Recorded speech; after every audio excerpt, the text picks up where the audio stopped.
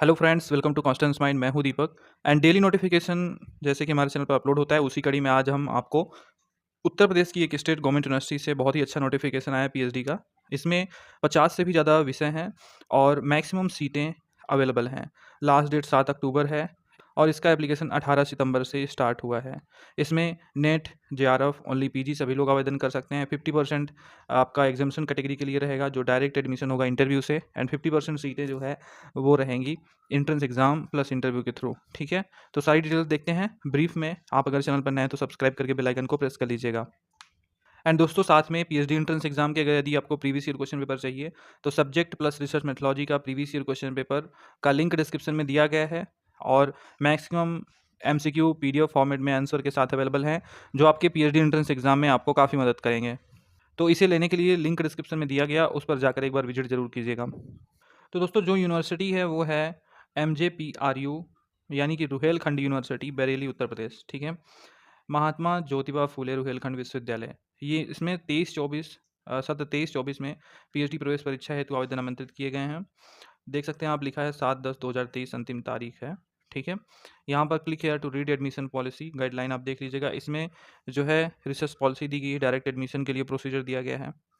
अब हम आपको इस वेबसाइट का भी लिंक डिस्क्रिप्शन में दे देंगे, mjprudor.ac.in। ठीक है, यहीं से आपको एप्लीकेशन करना है, कैसे करना है वो आगे हम आपको बता रहे हैं। सबसे पहले तो नीचे यहाँ पर आप देखोगे कॉन्टैक्ट डिटेल्स दिया गया है। किसी प्रकार की दिक्कत आती है अगर आपको, तो आप ज़रूर यहाँ पर कॉन्टैक्ट कर सकते हैं। ये बरेली उत्तर प्रदेश में स्टेट गवर्नमेंट यूनिवर्सिटी है। ठीक है, आवेदन करने के लिए आपको ये रेगुलर के लिए, ये पार्ट टाइम पीएचडी के लिए लिंक दिया गया है। तो हम रेगुलर पर क्लिक करेंगे, बट उससे पहले आप ये जो read admission policy and guidelines है इसे पढ़ लीजिएगा। इसमें आपको काफ़ी समझ में आ जाएगा। तो रजिस्ट्रेशन फॉर रेगुलर एडमिशन पर क्लिक करना है। जैसे ही आप इस पर क्लिक करोगे आप आ जाओगे फिलिंग पेज पर, और यहीं पर आपको डिटेल्स भी दिखेंगे सीटों की। तो सीधा आपको कुछ नहीं करना है। चेक करने के लिए हम आपको बताते हैं कि आपको यहाँ पर ये जो डिक्लेरेशन है इसे टिक करना है। प्रोसीड टू स्टार्ट रजिस्ट्रेशन पर जाना है। तो रजिस्ट्रेशन में न्यू यूज़र रजिस्ट्रेशन है ये। इसमें अपना जो नाम, फादर नेम, मोबाइल नंबर है, ये सब आप पहले मत भरिए। पहले आप सब्जेक्ट चेक कर लीजिए। तो आपको ये दिखेगा सब्जेक्ट का कॉलम, एंड यहाँ पर सीट आपको दिखा देगा। ठीक है, सेलेक्ट रजिस्ट्रेशन टाइप आपको बाद में करना है। तो हम आपको दिखाते हैं कि कैसे आपको पता करना है। तो सिंपली आप सब्जेक्ट सेलेक्ट कीजिए। जैसे देखिए कितने सब्जेक्ट यहाँ पर दिया गया है। यहाँ पर देखिए सबसे पहले दिया गया है आगार तंत्र एवं विधि विद्या। एग्रीकल्चर इकोनॉमिक है, agriculture biochemistry, agronomy, ancient history and culture history, animal science यानी कि जूलॉजी। उसके बाद अप्लाइड इकोनॉमिक्स एंड इकोनॉमिक्स है, अप्लाइड केमिस्ट्री केमिस्ट्री है, अप्लाइड इंग्लिश इंग्लिश है, अप्लाइड मैथमेटिक्स है, और philosophy, physics, social work, social science, education, business administration and computer science and information technology, clinical psychology, commerce. उसके बाद द्रव्य गुण, drawing and painting, electrical engineering, electronics and communication engineering, instrumentation engineering, environment science भी है, genetics and plant breeding है, geography, Hindi, horticulture. उसके बाद है बाल रोग, उसके बाद काया चिकित्सा, क्रिया शरीर, law, mechanical engineering, military science, music, पंच, कर्म and Persian, pharmacy, botany, political science. उसके बाद प्रसूति तंत्र एवं स्त्री रोग एंड रचना शरीर, रस शास्त्र, रोग निदान, संस्कृत, संस्कृत संहिता। और उसके बाद सालक्य तंत्र, शाल्य तंत्र, sociology, soil science and agriculture chemistry, statistics. उसके बाद स्वास्थ्य, रीता एंड योगा। उसके बाद उर्दू है। तो कुल यहाँ पर 54 सब्जेक्ट्स ये अवेलेबल हैं। जैसे अब आपको उर्दू में सीटें देखनी है तो उर्दू सेलेक्ट कर लीजिए आप। उसके बाद ये आपको सीटें दिखा देगा। तो 5 सीट अवेलेबल हैं उर्दू में। ऐसे अगर आपको और सोशियोलॉजी की देखना है तो सोशियोलॉजी में यहाँ पर 14 सीट हैं। सीट आपका 200-300 के प्लस होगा। अब जैसे आपको संस्कृत का देखना है तो संस्कृत में आप यहाँ पर देख सकते हो 14 सीट है। ऐसे आप अपने सब्जेक्ट की सीट देख सकते हैं, फिर आप एप्लीकेशन करेंगे। पॉलिटिकल साइंस की 5 सीट हैं, और आप ऐसे बॉटनी में देखेंगे तो यहाँ पर बॉटनी की 24 सीट हैं। ठीक है, अब अगर हम यहाँ पर म्यूज़िक की सीट देखें तो म्यूज़िक में 7 सीट अवेलेबल है।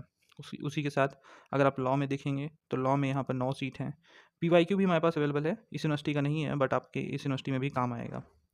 हॉर्टिकल्चर का देखिए यहाँ पर तो कहा जा रहा है seat not available in this department. तो जिस डिपार्टमेंट में सीट नहीं है उसमें आप आवेदन मत कीजिएगा। और उसके बाद यहाँ पर हिंदी, हिंदी में कितनी सीट हैं तो 20 सीट्स अवेलेबल है। इसी तरह आप जियोग्राफी में देख लें। बिना सीट देखे आप एप्लीकेशन मत कीजिएगा, पहले आप सीट देखिएगा। जियोग्राफी में 14 है। इसी तरह आप कॉमर्स में देख सकते हैं, कॉमर्स में जो सीट हैं वो 17 हैं। इसी तरह आप इंग्लिश में देख सकते हैं, तो इंग्लिश में यहाँ पर 61 सीट हैं। ये सारी सीट कैंपस में नहीं होगी, कॉलेज में भी होगी, तो कैंपस कॉलेज दोनों की सीटें होंगी। केमिस्ट्री में कितनी सीट है, तो केमिस्ट्री में 17 हैं। और आप अगर जूलॉजी में देखेंगे तो कितनी है, जूलॉजी में 14 सीट है। इकोनॉमिक्स में कितनी है, तो इकोनॉमिक्स में यहाँ पर 28 सीट हैं। इसी तरह आप सब खुद देख सकते हो, इसमें हम आपका ज़्यादा समय नहीं लेना चाहते हैं। और इसी तरह आप चेक करके फिर आप सेलेक्ट रजिस्ट्रेशन टाइप में RET, examination form, entrance test, direct admission for fellowship holder, ठीक है। आप जो कैटेगरी चूज करना चाहें चूज कर सकते हैं, ठीक है। यहाँ पर रिसर्च एंट्रेंस टेस्ट यानी कि RET की कैटेगरी भी है, तो RET आप चूज करेंगे तो आपको एंट्रेंस टेस्ट देना होगा।